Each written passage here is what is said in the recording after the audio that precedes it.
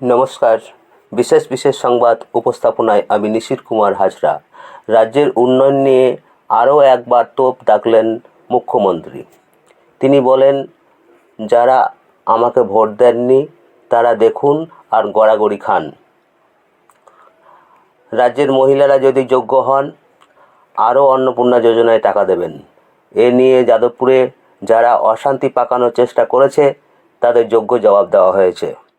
আর যারা আমাদের ভোট দেননি, জীবনে দেবেন না, তারা ওই রাস্তায় চিৎকার করুন আর গড়াগড়ি খান। কোনো লাভ হবে না। এই সরকার মাথা নিচু করার সরকার নয়।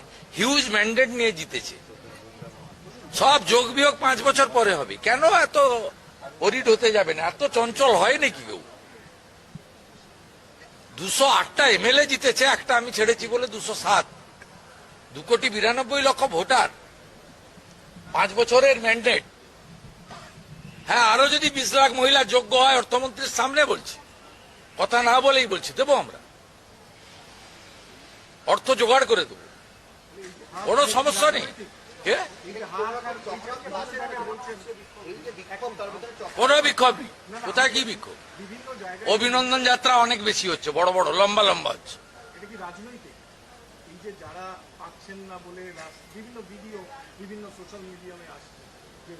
আপনি আনাচ্ছেন বলে আসছে, আপনি অন্য কাজ করুন না।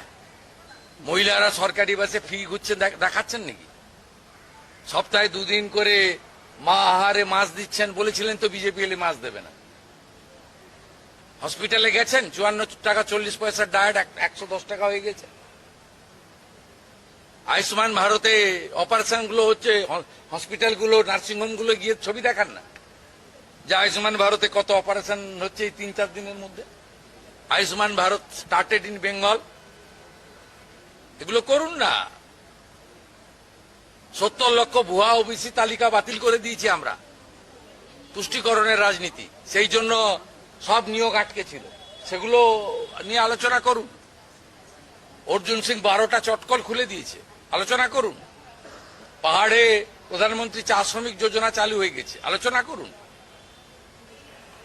বিকশিত ভারত জি রামজিতে কাজ শুরু হয়ে গেছে, সেগুলো বলুন। পোকা আটা বদলে গম দেওয়া শুরু হয়ে গেছে, সেগুলো দেখান ভালো করে। পজিটিভ কাজ করুন, অনেক পজিটিভ দেখানোর আছে। 1 কোটি প্রথমে বলেছিল 1 কোটি লোককে বাদ দিয়ে দিয়েছে, অর্ধেক দিয়েছে। বলেছিল 35,000 কোটি টাকা বাজেট করেছে, আমরা 2 কোটি 10 লক্ষ লোককে দিতাম। ওটা 1 কোটি 50 লক্ষ লোককে দিতেন 21, 22, 23, 24 লোকসভা ভোটের আগে পর্যন্ত 500 টাকা করে। তার মধ্যে পুরুষ ছিল 3 লক্ষ। পুরুষরা লক্ষ্মীর ভান্ডার পাওয়ার যোগ্য। অর্থাৎ আপনাদের এগুলো নিয়ে বিচলিত হওয়ার কারণে ঠিক লাইনে আছে। পোর্টালে আপলোড করতে বলুন, সব পাবে। আয়ুষ্মান ভারতও পাবে, যে আয়ুষ্মান ভারত পাবে না মুখ্যমন্ত্রী স্বাস্থ্য বীমা পাবে। যার চাকরি দরকার সে চাকরিও পাবে, এবং পরীক্ষা দিয়ে তাকে চাকরি নিতে হবে, মেধাতে চাকরি হবে। যেখানে শিল্প দরকার শিল্প আসবে, সেখানেও কর্মসংস্থান হবে। অপেক্ষা করুন, দেখতে থাকুন। ট্রাকের পিছনে লেখা থাকে, ওটাই তৃণমূল এবং সিপিএম এর ক্ষেত্রে প্রযোজ্য। দেখবি আর জ্বলবি, লুচির মতো ফুলবি।